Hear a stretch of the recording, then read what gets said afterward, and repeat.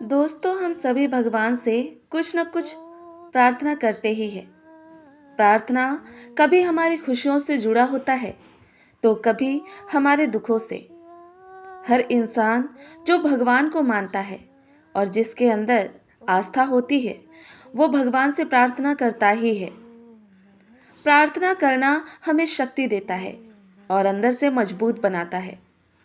हर इंसान का भगवान से प्रार्थना करने का अपना अलग तरीका होता है। जिसे जैसे सही लगता है, वो उस तरह से भगवान से प्रार्थना करता है। भगवान से कुछ चीज मांगना हमारे अंदर विश्वास को बढ़ाता है। प्रार्थना हमारे अंदर ये उम्मीद जगाती है कि ऊपर वाला हमें मांगी हुई चीज जरूर देगा। दोस्तों, आज की कहानी भी ऊपर वाले की प्रार्थना से ही जुड़ी हुई है। ये छोटी सी मोटिवेशनल कहानी है समर्थ रामदास की, जिन्हें संत रामदास के नाम से भी जाना जाता है। संत रामदास एक बहुत बड़े प्रचलित महात्मा, साधु, कवि और राजनीतिज्ञ थे। दोस्तों, आज की इस मोटिवेशनल कहानी में हम संत रामदास के जीवन के किस्से से प्रेरित हैं। इस प्रेरणादायक कहानी को हम समझेंगे और जानेंगे कि प्रार्थना का सही मतलब क्या होता है। एक बार संत रामदास अपने शिष्यों के साथ मिलकर मंदिर में भजन कर रहे थे। भजन की समाप्ति के बाद हर कोई भगवान की तरफ हाथ जोड़कर खड़ा हो गया और प्रार्थना करने लगा। शिष्यों के साथ संत रामदास भी भगवान से प्रार्थना कर रहे थे। लेकिन संत रामदास जब भी प्रार्थना करते थे तो उनके होंठ कभी हिलते नहीं थे और वो चुपचाप प्रार्थना करते थे। एक शिष्य की नजर जब उन पर पड़ी तो उसने प्रार्थना करने के बाद अपने गुरु से पूछा, हम सभी लोग जब प्रार्थना करते हैं तो हमारे होंठ हिलते हैं और हम भगवान से कुछ न कुछ मांगते हैं या कहते हैं, लेकिन आप बिना होंठ हिलाए, बिना कुछ बोले कैसी प्रार्थना करते हैं? आपके होंठ क्यों नहीं हिलते? आप बस पत्थर की मूर्ति की तरह भगवान के सामने खड़े हो जाते हैं। आप मन ही मन भगवान से क्या कहते रहते हैं? हमारे मन में जो विचार आते हैं, उनका भाव भी हमारे चेहरे में नजर आता है, मगर आपके चेहरे से तो कुछ पता ही नहीं चलता। अपने शिष्य की बात सुनकर संत रामदास उन सभी से कहने लगे, एक बार में एक बहुत बड़े राजा के महल में ठहरा हुआ था। वापसी के समय वो राजा मुझे अपने महल के द्वार तक छोड़ने के लिए आया और जैसे ही हम द्वार से बाहर निकलने वाले थे, तभी वहां एक मैले कुचैले कपड़े पहने, हाथ में कटोरा पकड़े हुए एक भिखारी आ गया। दिखने में एकदम कमजोर था। उसके शरीर की स्थिति भी दयनीय थी। उसे देखकर ऐसा लग रहा था मानो कई दिनों से भूखा हो। शरीर सूख कर कांटा हो चुका था। उसके चेहरे पर बस आंखें ही चमक रही थी। उसे देखते ही राजा बोला, कौन हो तुम? यहाँ क्यों आए हो? मुझसे क्या चाहते हो?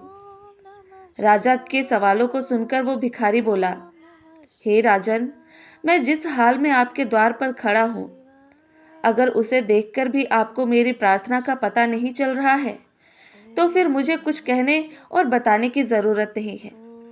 मैं आपके द्वार पर खड़ा हूं, मेरी स्थिति को देख लो। मेरा होना ही मेरी प्रार्थना है। भिखारी की बात सुनकर राजा चुप हो गया।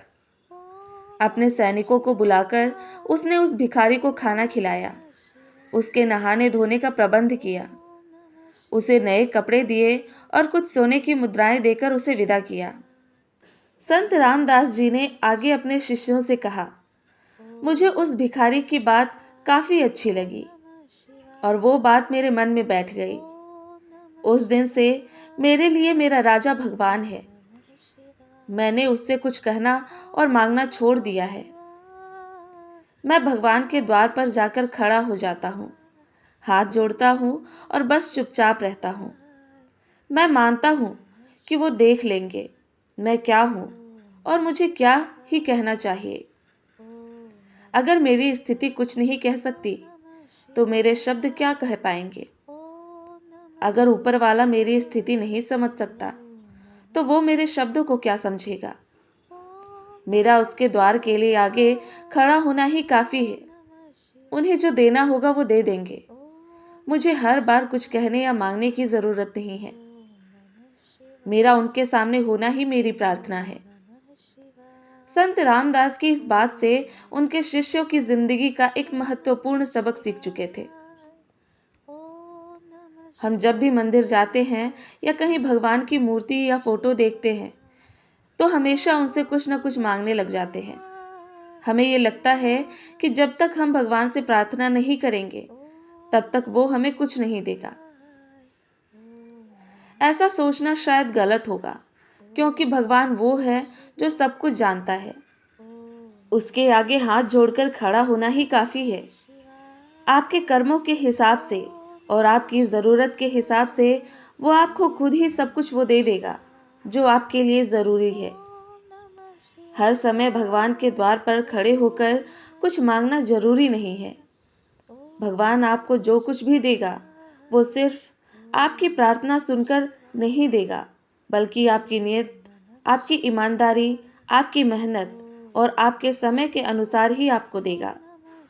इसलिए हमेशा कुछ मांगते मत रहो।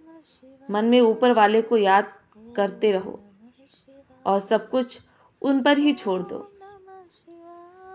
दोस्तों, ये कहानी आपको कैसी लगी, हमें कमेंट में जरूर बताएं।